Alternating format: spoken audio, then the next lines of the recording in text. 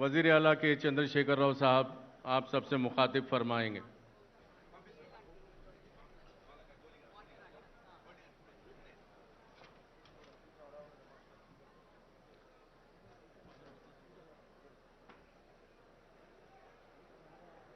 रियासत के वज़ीर दाखिला जनाब महमूद अली साहब, मंच पर तशरीफ लाए हुए हमारे दूसरे मिनिस्टर्स, एमपीज, एमएलएज, मोअज़्ज़िज़ इमाम साहिबीन, हमारे टर्की और ईरान कॉन्सुलेट के हमारे गेस्ट, भाइयों बहनों, मैं आपको सबको सलाम करता हूं। तेलंगाना रियासत एक 7 साल पहले बहुत ही बेहाल रियासत था। हमारे पास ना पीने को पानी थे, ना बिजली था, ना किसान के लिए पानी दे सकते थे। बेहाल हमारा हालत था।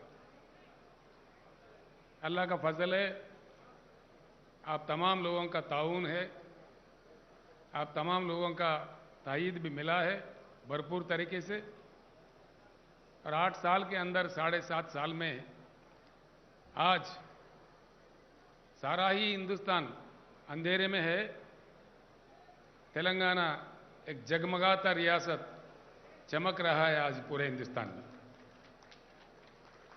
पीने का पानी हो, किसानों के लिए पानी हो, फसलों की उगाई हो, बहुत ही अच्छी तरक्की तेलंगाना रियासत ने हासिल किया है। अभी आते आते मैं हमारे माइनॉरिटी रेजिडेंशियल स्कूल के बच्चों से मुलाकात करके आया। सारे हिंदुस्तान लेवल पे जिस तरीके से तेलंगाना रियासत में माइनॉरिटी रेजिडेंशियल स्कूल चलाए जा रहे हैं, जनाब ए के खान साहब अभी मुझे बता रहे थे कि इसी तरीके से इसी को कॉपी करके पूरे देश में लागू करना चाहिए। ये बात हो रही है। इस बात से हमको बहुत खुशी मिलती है कि तेलंगाना 7-7.5 साल के अंदर इतना कंस्ट्रक्टिव काम करके देश के लिए कई चीज़ों में एक मिसाल बन रहा है। जहाँ तक बिजली का सवाल है, बहुत ही किल्लत थी, लेकिन हिंदुस्तान का इकलौता राज्य है, इकलौता रियासत है जहाँ 24 घंटा क्वालिटी पावर हर सेक्टर को दिया जाता है। यही नहीं, हमें और कुछ ज़्यादा कुछ करना है। हम कुछ कर पाए, रियासत में हालचाल ठीक है।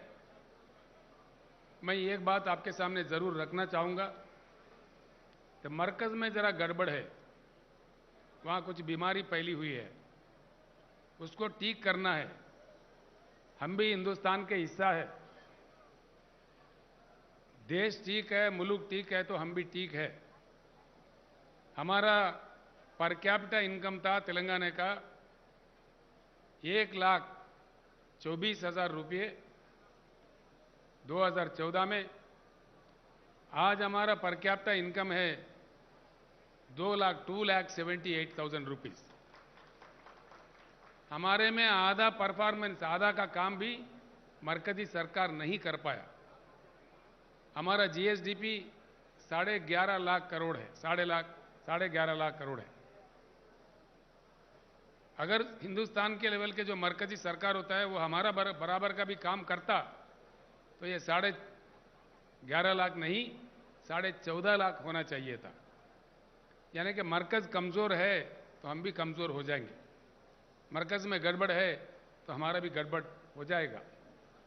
देशवासी होने के नाते हमारा भी फर्ज बनता है, किसी भी तरीके से अगर देश बिगड़ रहा है, देश में बदहाली पैदा किया जा रहा है, खुसूसन किया जा रहा है, उसको रोकना हमारा काम है।